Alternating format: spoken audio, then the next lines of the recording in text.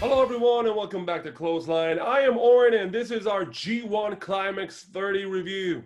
That's right, we're continuing our coverage of the G1 Climax 30 and we're up to night 3 and 4, so let's talk about it.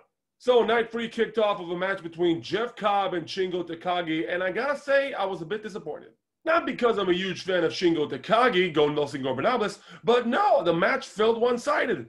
It really felt one-sided. Jeff Cobb was dominating the majority of the match. Shingo was able to get a couple of jabs in, but still, it kind of bothered me. Because when I look at a match like Jeff Cobb versus Shingo Takagi, I look at two guys and I think of the match as equals. But no, this matchup basically had Jeff Cobb dominating the majority of the match. There was a beautiful spot by Jeff Cobb when he did a gut wrench into a power bomb that almost got him the victory. But in the end, Jeff Cobb wins the Tour of the Islands. And yeah, he gets the 2 points. And it's another second loss in a row for Shingo Takagi. What is this, a repeat from last year? The next matchup on the card was between Kazuchika Okada taking on Yujiro Takahashi. They reignited their old feud, their rivalry, ever since Yujiro betrayed Chaos, the faction of Kazuchika Okada. And what can I say? The match was okay. In fact, this matchup was even better because it actually showed Yujiro has a chance to win. That's right, Okada made Yujiro Takahashi look like $1,000,000 in a very close encounter, but in the end, Okada wins with that Cobra Clutch. And yeah, I don't like the Cobra Clutch. I don't think it works for him. I don't think it suits him. Any other submission move, maybe, just not the Cobra Clutch. So yeah, Okada beats Yujiro Takahashi, gets the 2 points. No surprises there. Let's move on to the next match. This match I've been waiting to see. Taichi taking on Minoru Suzuki, both members of Suzuki-gun, the master and the student, the mentor and the pupil, going at it. And it looked like throughout the matchup that Minoru Suzuki is trying to push a lot of buttons into Taichi, tries to push him over the edge, tells him to attack him at every opportunity. He wanted to get the best out of him. I mean, this match had everything. Ref bumps, brutal assaults, chairs, microphones, you name it. And the ending came in a surprise out of nowhere when Minoru Suzuki was about to perform the Gutch Pile Driver, but only to get it turned around into a Black Mephisto, and Taichi beats Minoru Suzuki. I gotta say, I did not see that coming. So yeah, Taichi with an upset victory over his mentor, over the head of Suzuki-gun, and he gets the 2 points. The next matchup was, you could say, the match of the night between Will Ospreay and Tomohiro Ishii. And it was a good match, but I don't like the approach of Will Ospreay. He is a complete heel here. He's showing off, he's showboating, he's obnoxious. He is taunting Tomohiro Ishii throughout the match. The first half of the match was a little bit of a sleeper, but the second half was tremendous. In the end, Will Ospreay wins with the Stormbreaker, and he gets the 2 points. And yeah, he gets the 2 points, but I just don't like the approach of Will Ospreay into this tournament where he's all showboating. Yeah, it's basically doing a heel turn. And now I gotta wait for the next matchup on the block because now it's him against Shingo Takagi. It's time for Takagi to get revenge over his loss in the Best of the Super Juniors. And we finished off night 3 with a rematch from last year's final. It was Kota Ibushi versus the Switchblade Jay White. Yeah, it was a return match from last year's finals. It was a return match from Wrestle Kingdom where Jay White defeated Ibushi.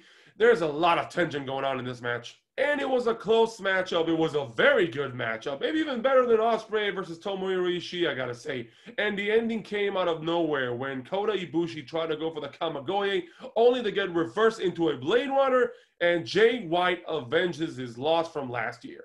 So yeah, Jay White gets 2 victories. Kota gets his first loss. And the next matchup, it's him versus Okada.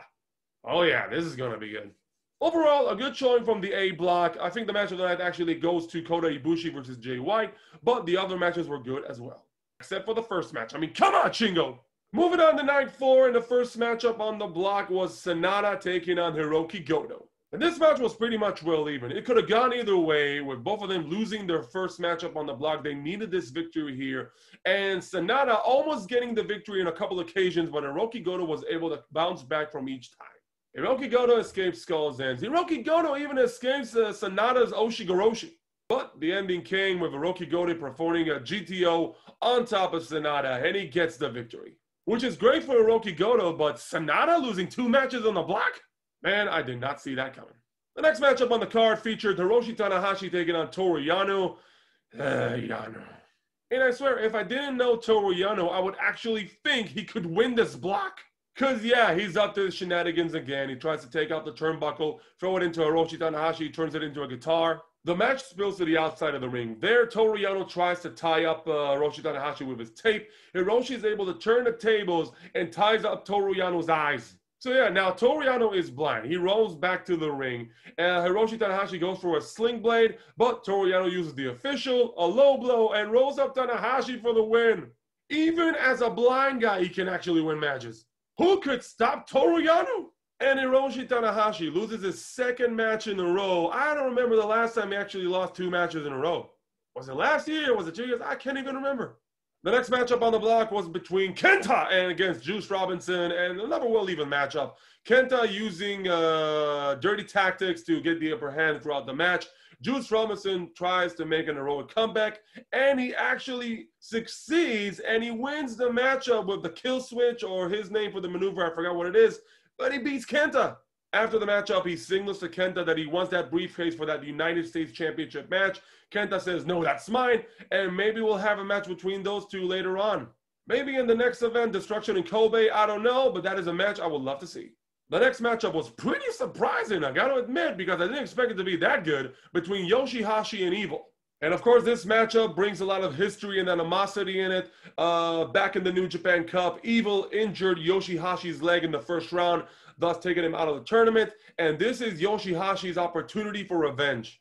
And I gotta say, this match was surprising because of the fact that Yoshihashi gave it everything he had to beat Evil. And I was surprised. I was pretty sure that Yoshihashi was gonna make the upset.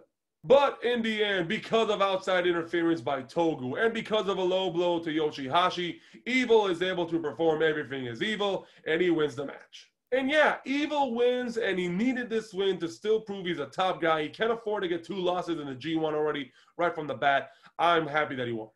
And the final matchup of the block, and the match of the night goes to Zack Sabre Jr. taking on Tetsuya Naido. What a match. Zack Sabre Jr. is a surprise as a wrestler because, we know he's a submission magician, but the way he performs his submission moves is simply amazing.